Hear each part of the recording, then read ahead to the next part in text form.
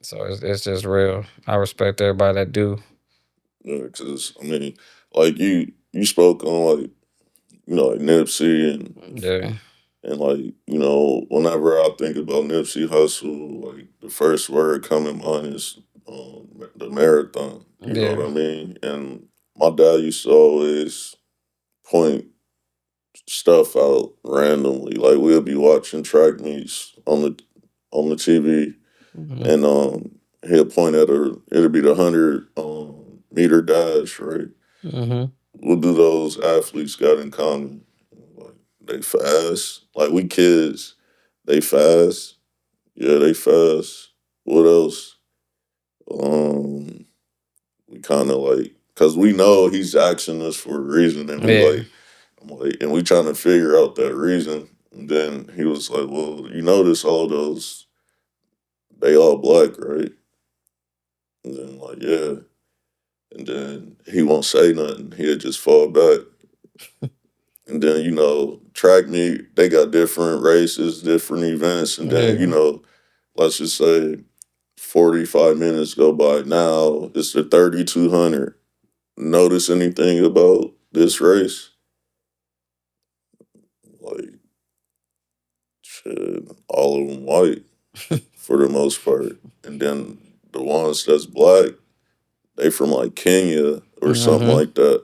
You'll never see like black dudes from the USA And running the never, 3,200. nah, that don't happen. Then he broke it down. He was like, it's kind of like how we are and how, like, and, he breaking it down like culture, you know what I mean? It's like, Mm. we want it the fast way, Mm. right? Yeah, he went It, deep with it.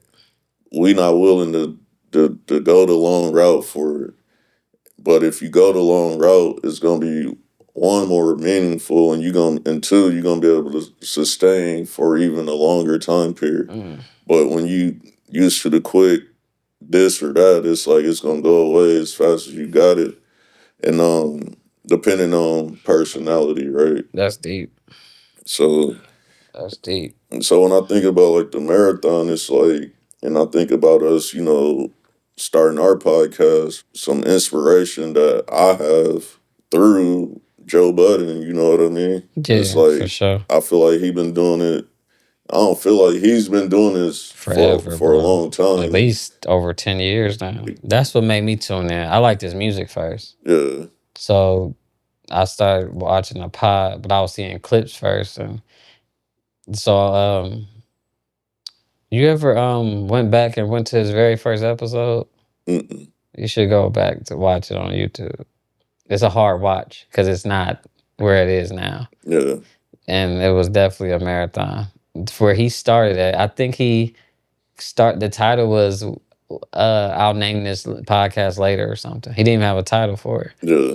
I remember when he started naming it the Joe Budden podcast and he had two other cast members and it was kind of a little people like, why would he just name it after him? But he was building a network like Mm-hmm. but to see the pod where it's at now from the first episode and the whole, every transition of it is crazy.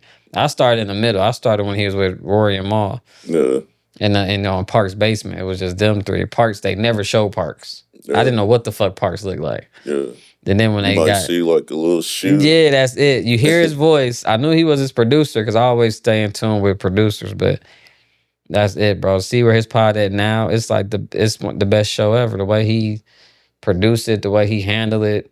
Joe used to say some foul shit sometimes. He used to get them riled up, but now he know how to reel it in. He just know how to moderate the fucking show so good. But yeah, he's a huge inspiration because he was one of the people that was doing vlogging and shit before Mm-hmm. it was cool. He damn near was, bro. I ain't even trying to like glaze him or nothing. Joe could have been the first streamer. Mm-hmm. He was on front of his computer and shit when the camera was nigga. The fucking quality was terrible back then. That's all they had technology wise. Like we didn't have 4K, 8K, all this shit. So he was first doing that. I remember he got in a fight. I think it was with the Wu Tang niggas or something. He got an ice pack on his head. He in front of his camera, his computer. Mm-hmm. He was the first streamer, bro. Like Joe really like he fathered all these niggas. Like it's crazy. Yeah. And he was a talented rapper. He just was more like he wasn't making like his songs. You know, he got Pump It Up, but Joe was rapping about He was one of the first rappers to really tap into his emotions. Yeah. That's why Drake fucked with him, and a lot of the lyrical rappers fucked with him because he was the first one showing it's okay to talk about your emotions and your mental state, your relationship shit. Like Joe was, he really a pioneer. Yeah. People would be clowning him now because Joe be saying fuck shit about people and shit, but I think it's all for entertainment. You know, I was more of a, you know, Cameron Gucci man Yeah, for type sure. of. Hell That's who I yeah. listen to, or like Lil Boosie and stuff. But That's the Alabama in you. yeah, but yeah, you know, when I was introduced to some of his music, this was probably around. I don't know if he was. I think he was with Slaughterhouse at the Yeah, yeah, time. yeah. That's when I started paying attention more. I Yeah, didn't like Slaughterhouse though. I yeah, feel like it just never gelled well. I fuck with Royce. I think Royce is one of the best niggas rapping. like Royce the Period. 5'9". Bro, he's Yeah. like like bar for bar one of the best niggas rapping He from Detroit, right? from Detroit. He with him. Him and M close. So that's how they got signed to Slaughterhouse when they got. I didn't know who Joel Ortiz and Crooked Eye was. I didn't know who they were till Slaughterhouse. And they can rap too. Now all them niggas can rap. That's why everybody thought it was gonna work because they just like some of the best rappers. But it was like put together. It wasn't like Joe and Royce are super close. Like they super close. So maybe they thought it was. I don't know. But Like so on a pod, like outside of like Joe Budden, like who is somebody that you look forward to seeing like on that pod? I fuck with every cast member really. It feel weird when one of them ain't there. Like I fuck with Ice because Ice be on the music shit, and Ice kind of more like to reality. I fuck with Ish. Ish like the OG to me, like the uncle or the big brother that been around, that done shit, give you game. I fuck with Ish. Flip is us. Flip our age. Flip is funny as fuck to me. Like Flip is funny as fuck. Flip keep them like in tune. But he ain't young like a YN, but he just younger and he funny as fuck. Parks my nigga. Parks is funny as fuck, but Parks the producer. I'm always gonna side with the producer. Like, and who the other? Mark? You know that smart ass nigga.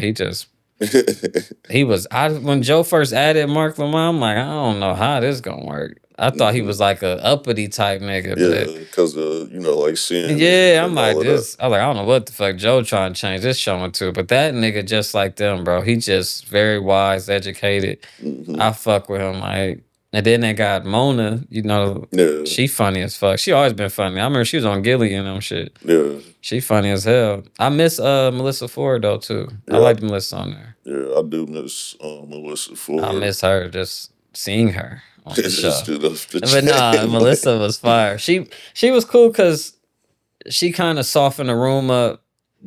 Just that female perspective. I think she'd be dope back on the show. I don't know what happened with them, but I think her with another female like Mona, I feel like it'll take the pod out of here. I feel like she just needed another female perspective. She can't really joke like Mona can take a joke and give a joke. She would have had Melissa back on some female shit. Cause I ain't gonna say they was wrong with some of their points, but they kind of would gang up on her without trying to, cause they all just got a male perspective. And Melissa would take it like personal, and then she couldn't get her point out. And then it's like, now it's tension. Now the energy off. I could kind of tell. I'm like, Melissa ain't going to be on here much longer. I think she chose to leave. I don't think Joe would fire her. But I think she should go back. When did she start her own podcast? Yeah, she started with Joe. While she was still doing Joe shit. I think he down there encouraged it. I don't think it was on his network, maybe. Yeah. But she was cool with her shit. It's just like interviewing, though. It wasn't really potting. Because, like, for me... Oh, we forgot about Imani too. The light skinned nigga. He another cast member. You don't even. Well, he on a Patreon ones. Yeah, I don't you don't see. He do the main one sometimes. Yeah. You'll see him. He cool too. He the singer. Him and Joe been close for years. Yeah. So he must be there, like, cause you know when they be talking and clowning, you can hear people in the background and stuff. Like you hear Corey, that nigga laugh. That's like Joe, like right hand or security or something. Yeah. But his laugh makes shit funnier. Mm-hmm. Joe will say something, and you hear the laugh in the background, bro. That shit funny.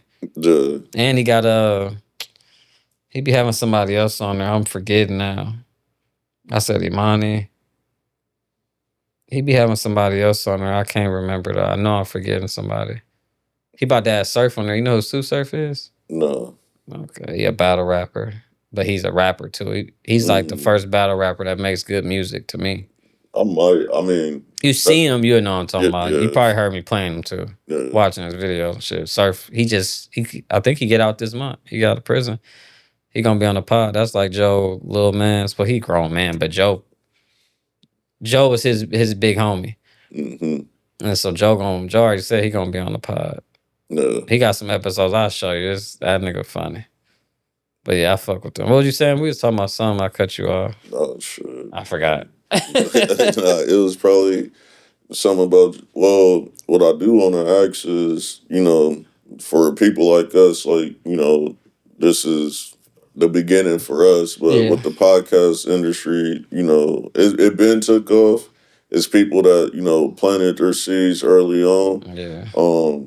When you think about Joe Budden podcast, or just Joe Budden in general, like, where do you see like Joe Budden in the history of like podcasts so far? Like, is he in a Mount Rushmore podcast? And Oh nigga, he's the one to me. I think Joe the GOAT. like Joe over like Joe Rogan and all of them? For me, yeah. That's my opinion. I watch Joe Rogan if he got a certain person interviewing. That's what Joe Budden got over all of them. Mm-hmm. He don't have to interview nobody. Yeah. So when he interviews a guest, it's a bonus. Yeah. But the way his crew can ask questions and it flows so smooth, no other podcast can do that, bro. Yeah. Other podcasts always interview people, but the way they all do it is fucking flawless. But Joe don't need a special guest for his show to be going. Yeah. He could have 3 of them up there. Say everybody call off and there's just 2 other people, show going on. Yeah. I don't see too many other podcasts that could do that and still be entertaining. He just gotta, Joe just know how to pick people.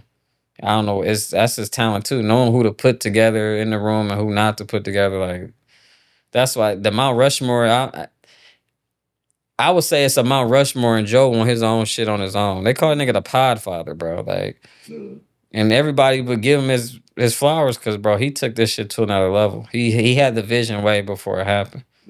I knew he was gonna do something big when he had that shit with academics. When he's watching with Everyday Struggle, I'm like, Joe about to be on some other shit.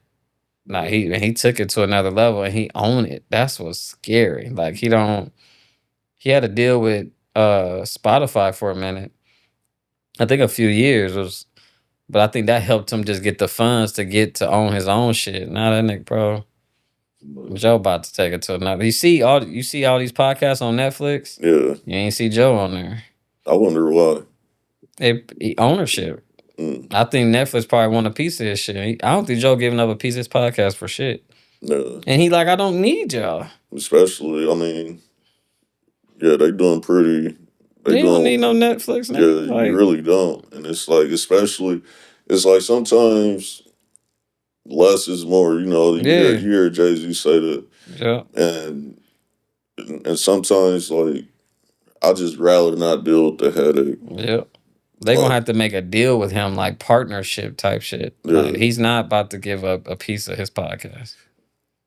At what number would be a good number to give up a piece? Is it like 400 million, 500 million for how many years? You know what I mean? Yeah. I think it depends on what you're doing it for.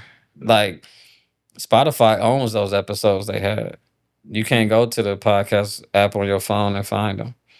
So that might be what scared him out of, like, I'm not giving a piece of my shit up ever again. And it depends on what he's chasing. He might be doing like, I want this to stay in my family for generations. He got 2 boys. He might be trying to pass it down. Ain't no telling. And then he got fucked over in the music industry. Didn't own his music. So I think he like, it ain't no number.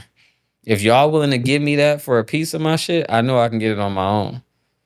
He got the clout. He got the fan base. He got, bro. I guarantee you, he gonna have some big deal coming in 2026. And it's gonna be like monumental, some other shit. Yeah, because I mean, I'm sure you seen this because the other day they released the episode and like Joe was talking about, he had a really Oh yeah, he said it. I had a really good deal or negotiation or meeting or something. yeah. He said it was like life changing. Mm-hmm. Yeah, because when I seen Charlamagne get 200, I said, if Charlamagne getting 2 for his network he built up, which he deserved, I can't imagine what he's doing right behind the scenes, Mm-hmm. and who is gonna be with. And it goes back to the 50 Cent and Tyler Perry and Yeah. Adam Sandler situation. Like Yep. when you able to have a situation like Joe Budden where you got the system, you got this formula in place, and you building it, and Bro, I'm telling you you. bringing other people to the table, just creating a lane where one, you can still be in control, but two, like you can possibly put on other people. You know what I mean? Niggas got the best job in the world. Yeah, but it's definitely a grind for sure. Oh yeah, they It's working. a grind. They working. Joe be working, bro. Like, if you think about how frequently they release shit, they Mhm. working. It's like he recording every other day or Mhm. damn near every day. Cause he released 2 free pods main pods on YouTube, and the visual, but he released the audio on the podcast app. So Mhm. imagine, you know, he got the Patreon. He released 2 episodes on Patreon every week too. So that's 4 episodes of pod every week. Mhm. Crazy, bro. It's a job, like, and I think he was on like Shannon Sharp.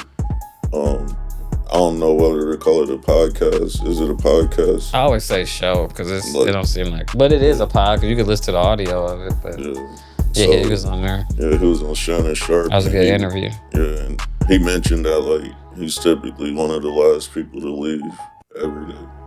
Crazy. Like he put in a lot of work. They be cracking the jokes at the end of certain pods. They be trying to stop. He's like, I can keep going. Yeah, okay. And he said another topic. They like, oh fuck, like that nigga just, bro. He said on Shannon Sharp though, he's like, I love what I do. Like Yeah. I really like what I'm doing. You get to be around your people. What? You get to talk With your friends. Talk about what's going, bro. We making money. We about to go eat good. You know what I mean? Ah, dude, that nigga, he had to kick me out that motherfucking building. Some people, I'll just, man, I'll be looking at opportunities people got. I'm like, bro, once I get an opportunity, I'm gonna take full advantage of the shit to the point where I'm gonna annoy the motherfucker that gave me an opportunity. They're like, this nigga won't go home.